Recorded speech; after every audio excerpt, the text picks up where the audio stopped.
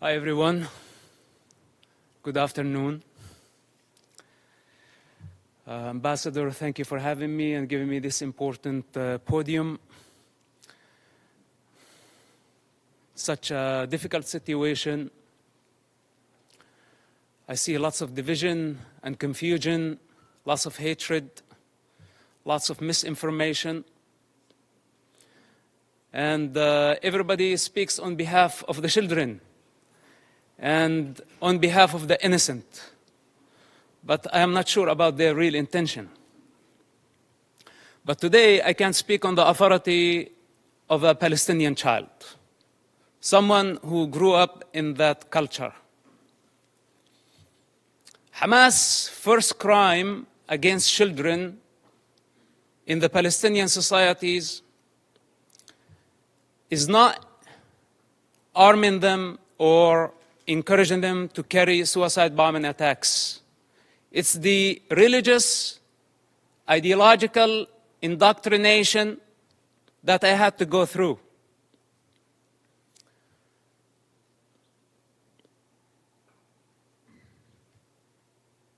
With one intention in mind: to annihilate the state of Israel. This is Hamas' primary goal. In this truth, there is no confusion. I speak as first-hand witness on Hamas and their intention. My father is one of the founders of Hamas movement. I was there when Hamas was born. I was before Hamas was born.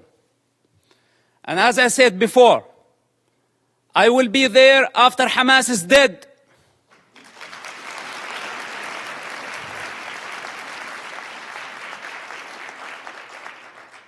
I am not a part of propaganda. I don't work for nobody. I only represent myself. And on this authority, I speak. So don't be mistaken. And take my words very carefully. Hamas is committing a crime against this generation and the next generations to come. So blaming Israel is not going to solve the problem.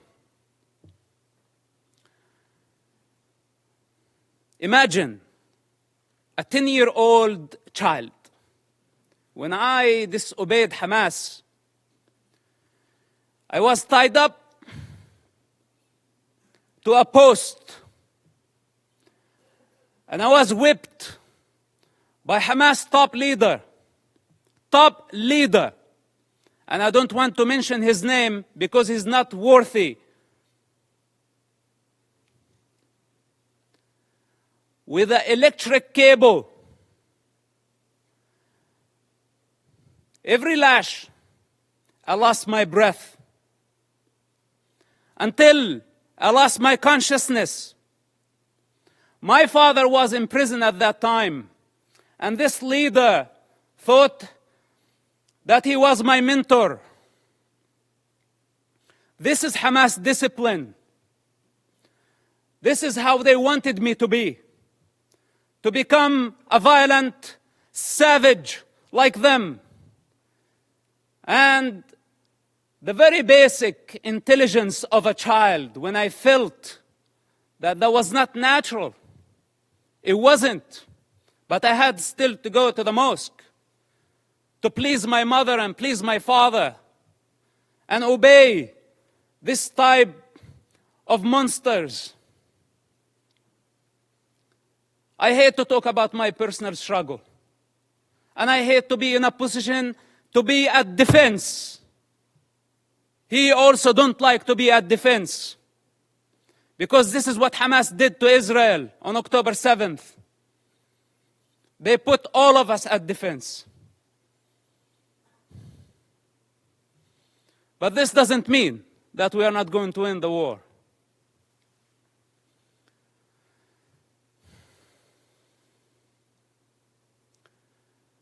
growing up in that society, a majority of the Palestinians blamed Israel. And as a child, I took it as a Quran. I took it as a holy scripture that Israel was our problem. But then as I grew up, I start identifying the enemy within. The religious authorities, the corrupt leaderships, who basically did not care about children, they did not care about Palestinians, they still don't care about nobody but themselves. And the world has been empowering them against the prey, against the victims. This has to come to an end. Let's put my childhood on the side, because maybe a child does not see things for what they are. Maybe I was very bad. I misbehaved myself as a child to deserve to be beaten up again and again and again by Hamas leaders. And some people say, is it a personal problem? Well, it is a personal problem. Do you have any problem with me having Hamas problem as a personal problem? It is a personal problem. And I swear I will not die before I see Hamas dead. Can I make this a goal to my life?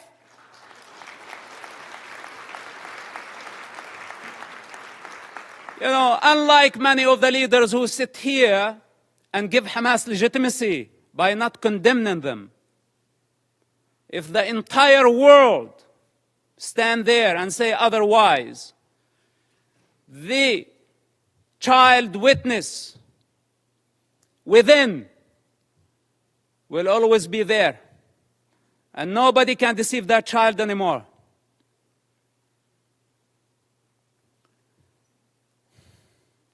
Then, as I grew up, I become the Hamas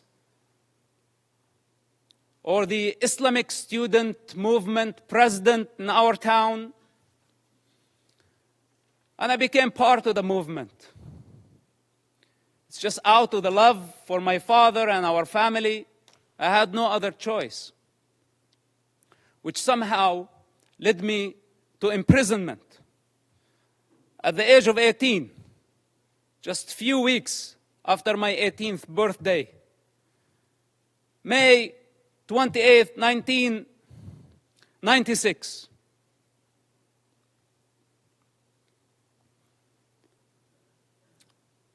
My problem was not Israel who arrested me during that experience. It was Hamas again, but this time with a lot more brutality, a lot more pain than the pain I experienced on a personal level. In prison, Hamas tortured and killed hundreds of Palestinian prisoners, Hamas members, because Hamas had suspicion that they were collaborating with the State of Israel. I spent 16 months in that first arrest among Hamas leaders. What was called Al-Majd, Hamas security wing, for those who don't know, this division of Hamas. This security wing, they brutally tortured people, putting needles under their fingernails, burning plastic on their bodies, putting off cigarettes in their skin. The screams of hundreds of prisoners over that period of time, how could I forget? And I don't wish for any of you to go through such experience to realize what type of monster we are dealing with. It's unfortunate that my father helped establish such an organization. And I don't mean to dishonor him. I love my father and I will always do. I'm not here to dishonor my people. I love my people.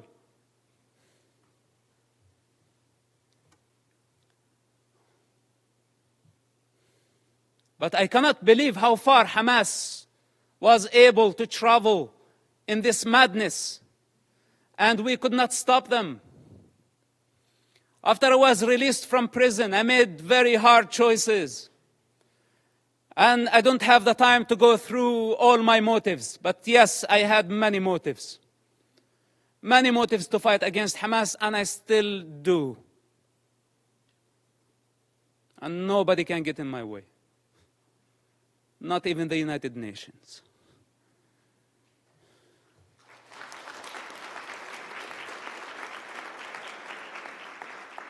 So the choices I made were against any rational mind. I ended up working together with the Israeli intelligence for 10 years. We had a common goal. That goal was to stop suicide bombing attacks. Hamas, for those who don't know, or those who have short memory, carried many suicide bombing attacks during the 90s and the early 2000s. Dozens of suicide bombing attacks where a suicide bomber took an explosive built window inside a bus and blew himself up, killing all type of people. Not only Israelis. Americans were killed. Europeans were killed. Other nationalities, including Israeli Arabs, including Muslims. Hamas did not differentiate. Take Hotel Park, for example. On a holiday, on the most sacred Jewish holiday, a suicide bomber go into the dinner, blow himself up, kill more than 30 people. Some Holocaust survivors died in that attack. Dolphinarium, some teenagers having fun at the beach. Hamas suicide bomber killed about 18 and wounded dozens. Look up, see how many buses. It did not stop there. Hamas attacked the Hebrew University. 6 Americans were killed in that attack.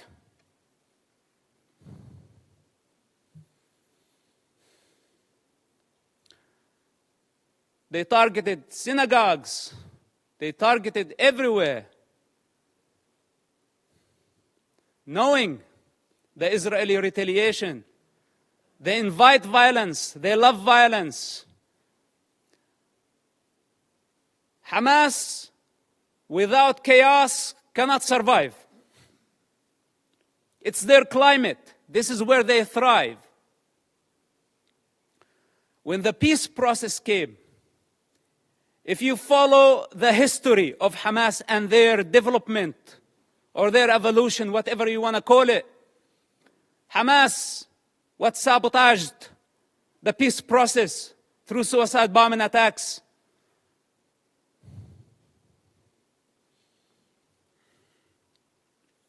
And they don't have a vision. That's the problem. Because nobody can satisfy their ambition when they are waging a holy war. We're not talking about IRA. We're not talking about other political terrorist organizations that we can pressure them, bend them, bring them to the negotiating table. We are talking about a religious group that does not believe in political borders, that wants to annihilate an entire race in order to build an Islamic state. I don't know what else can be said about this group. And I don't know why it's not obvious to everybody that the United Nations fail to condemn them. Bunch of rapists. This is what they are. Lower than animal consciousness.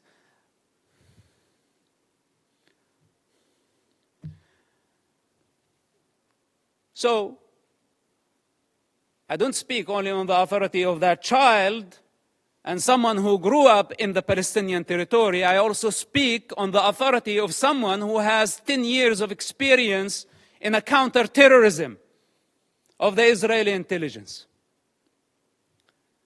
It took us 8 years to capture someone by name Ibrahim Hamid, this mass murderer. 8 years he hid in a small town of Ramallah, less than 20,000 people.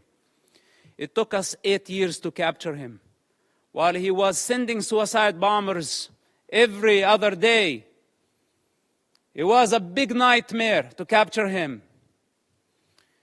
And you know now what they are doing? Why the hostage situation that we have in Gaza? They want him. He's on the top of the list to be released. Ibrahim Hamid, remember his name? Look him up.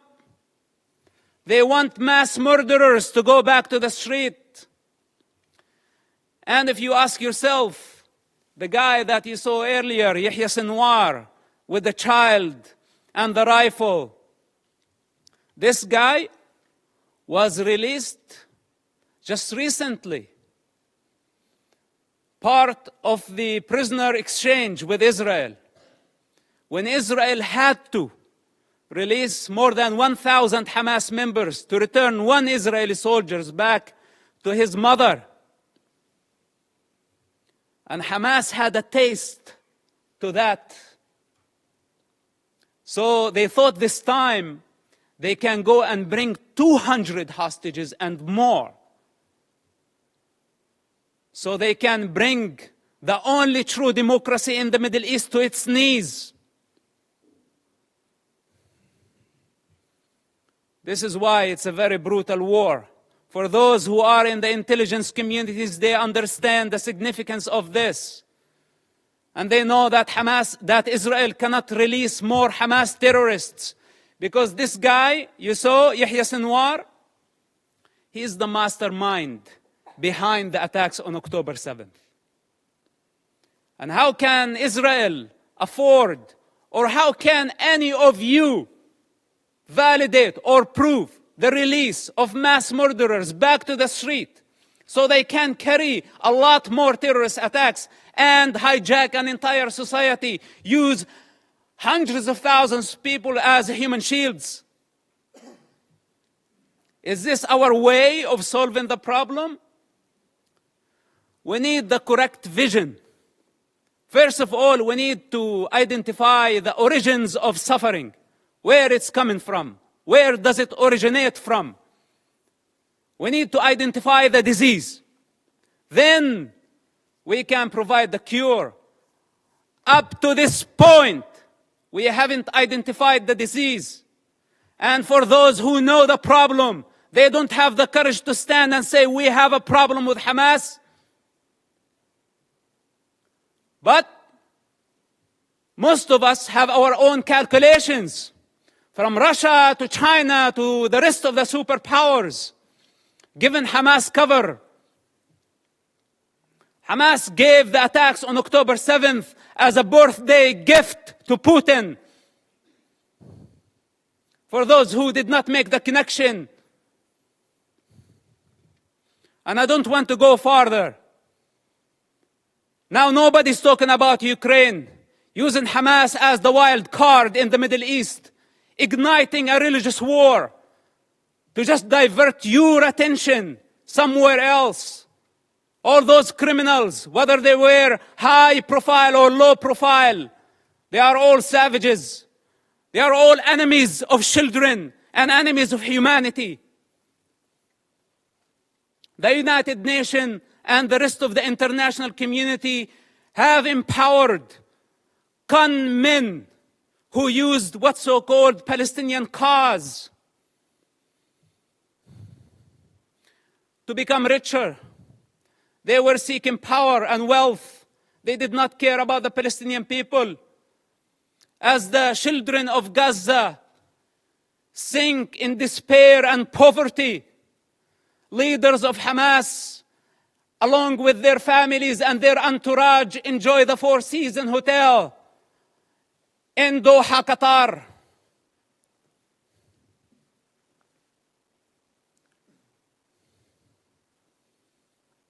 We can continue putting our head in the sand, but then we have escaped our responsibility. I can go on and on for hours, or should I say for 45, 6 years of my life. But I don't have the time. I don't have the time.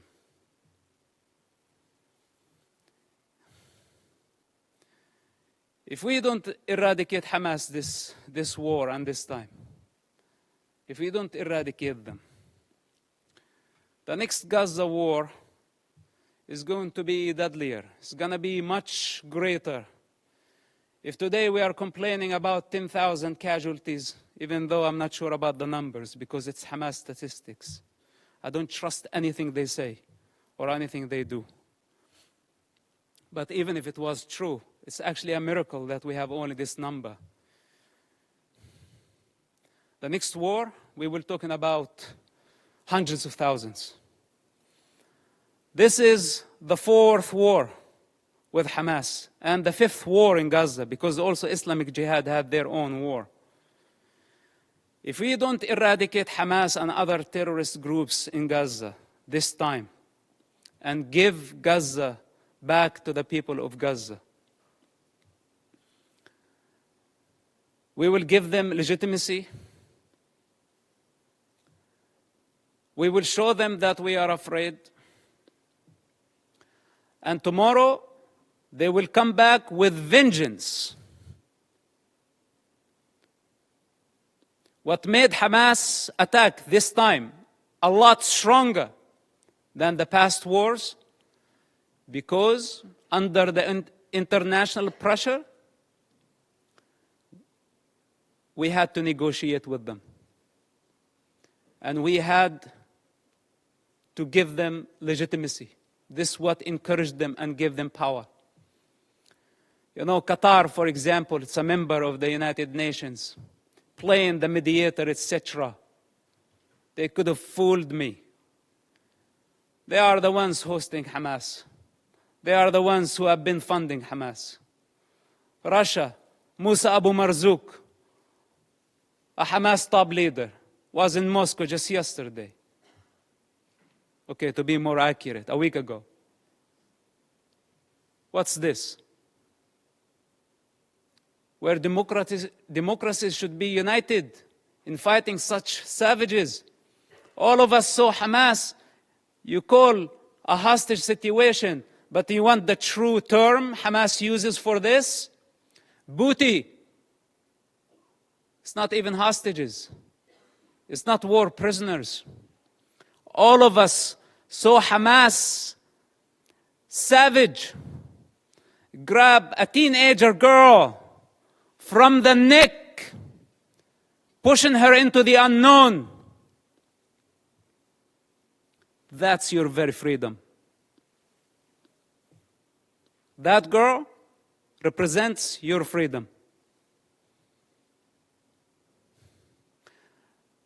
And none of us thought about the mother of that kid and how she felt about seeing her daughter being dragged that way by a savage who wants to dominate, who sees women as a property. This is how Hamas sees women, a property, something they can own. As they want to own territory, more territory, their lust, their sexual lust, their lust for power, their lust for territory.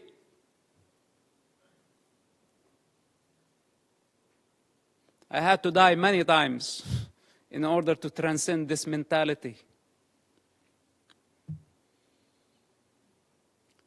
So we are talking about a big problem. It's beyond Israel.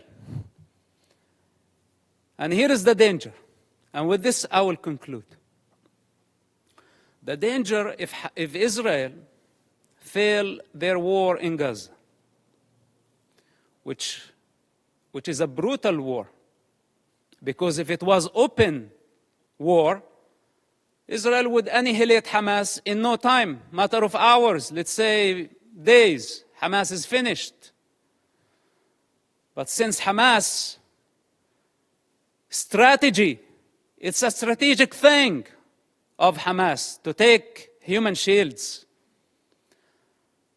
This crime cannot be forgiven. None of us should forgive this crime. Gambling with children's blood for political gain, it doesn't get worse than this. So Israel now got stained by blood. This is what Hamas wanted to happen from day one. They wanted to sacrifice thousands of children so Israel can take the blame. Digging tunnels and bunkers under hospitals, schools, launching missiles. A Hamas misfire, how many people killed at a hospital, and they went so fast to blame Israel, and the rest of the world listened to them and listened to their propaganda. Nobody is concerned to check what is true and what is false.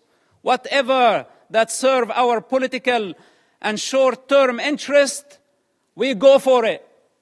Suicidal, not knowing that we are going against evolution. We are going against the collective consciousness of humanity.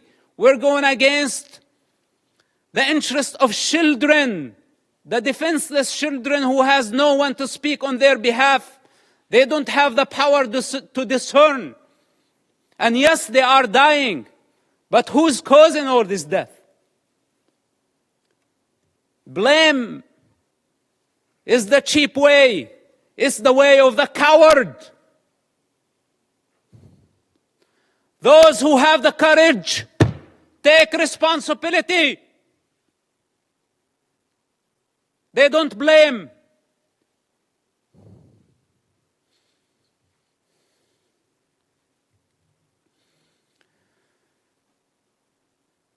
If Hamas is not defeated, if Hamas is not eradicated in Gaza,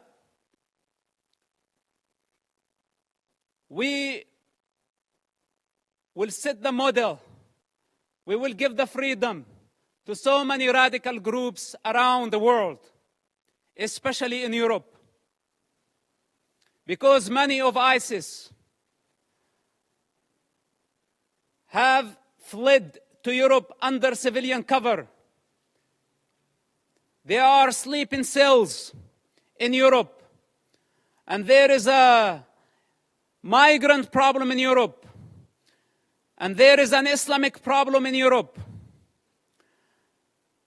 And this is just a warning.